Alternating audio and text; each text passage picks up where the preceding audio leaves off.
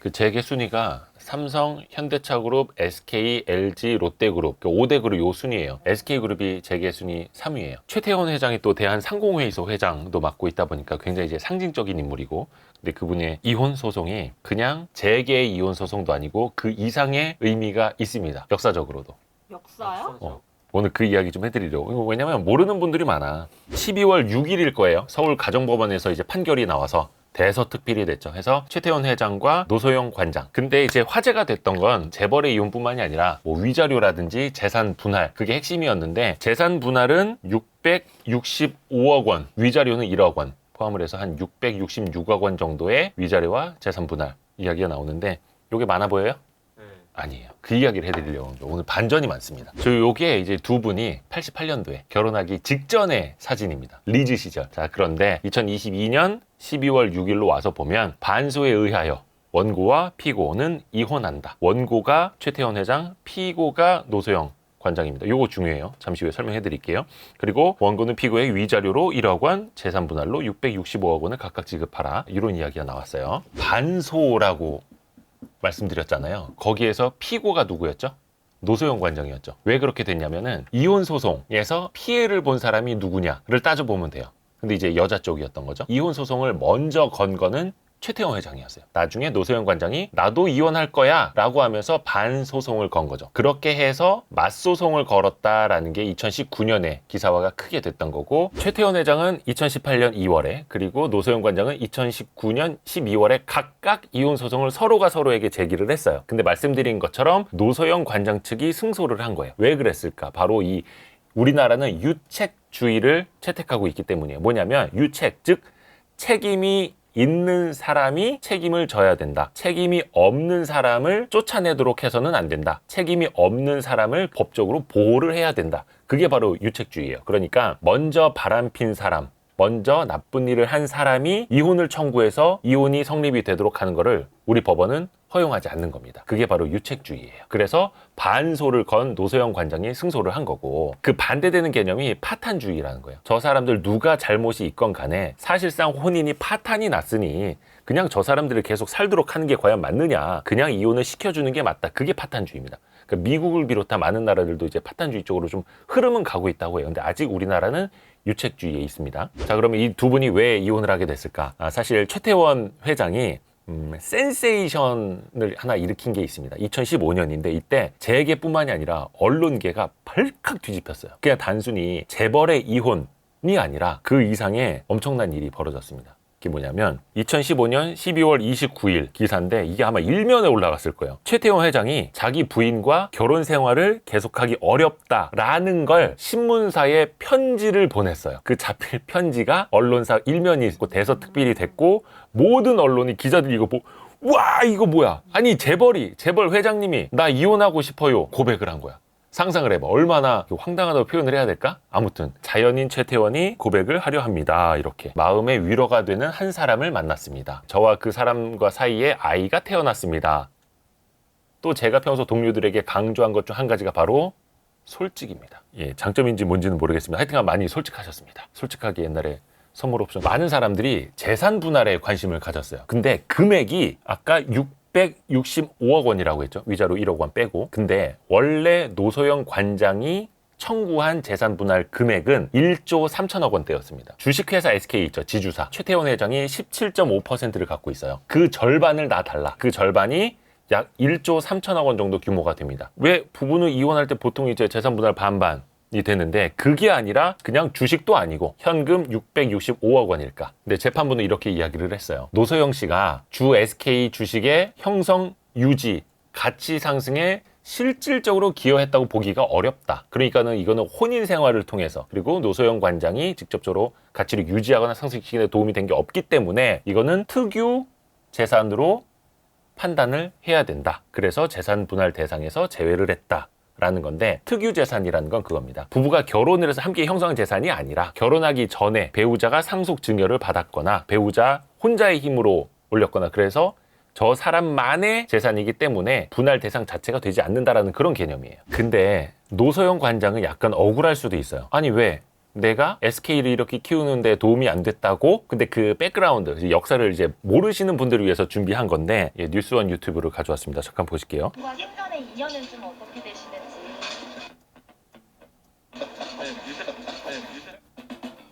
고인과 생전의 인연을 물어보는데 왜 이렇게 헛웃음을? 뭐 물어볼 수도 있지, 모를 수도 있지 말이야. 아는 사람들은 다 알지만 젊은 사람들은 모를 수 있어요. 바로 최태원 회장이 고 노태우 전 대통령의 사위이기 때문이죠. 1988년도에 결혼식을 청와대 영빈관에서 했습니다. 생각해보세요. 현직 대통령의 딸과 재벌의 아들의 결혼, 세기의 결혼식이죠.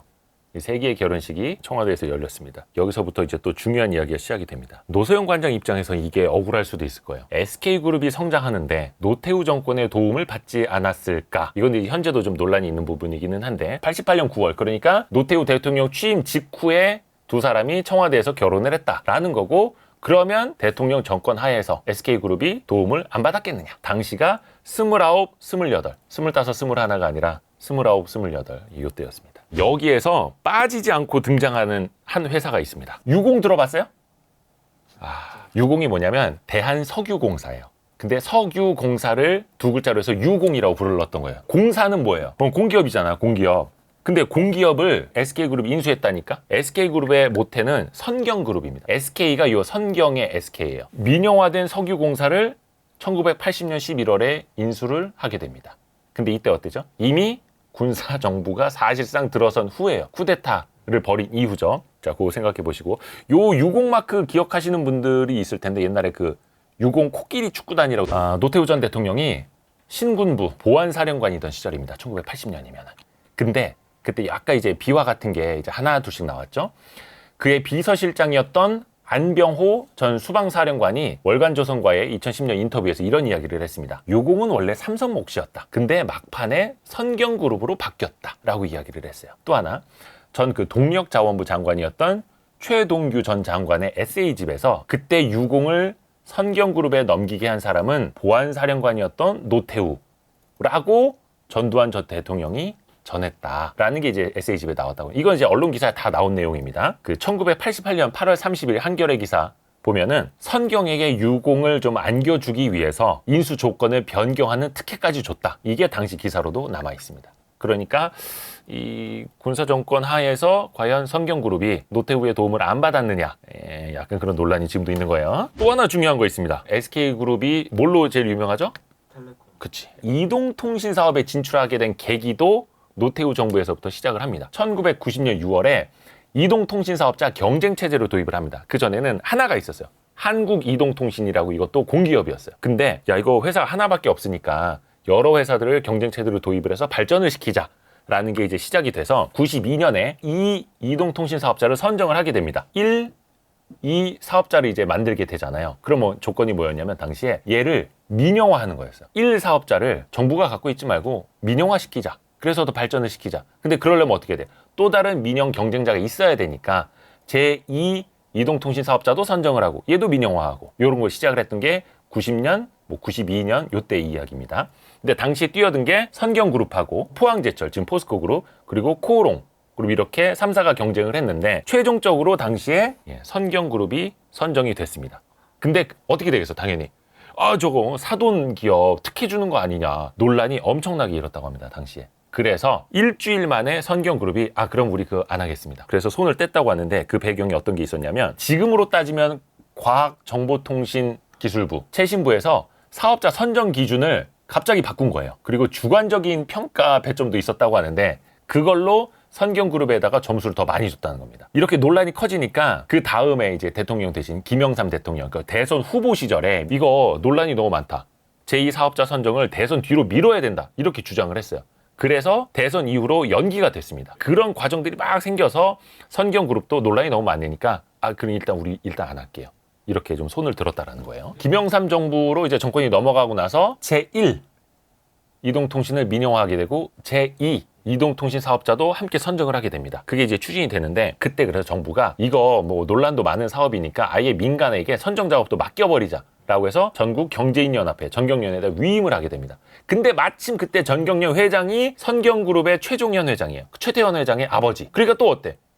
또 성경그룹 선정하면 또 이거 특혜 논란이 있을 거 아니에요. 그래서 성경그룹이 우리 그러면 참여 안 하겠습니다. 선언을 하고 그때 그래서 포항제철하고 코오롱의 그 합작사로 제2이동통신 사업자가 선정이 돼요. 그게 바로 이거 기억하시는 분도 계실까?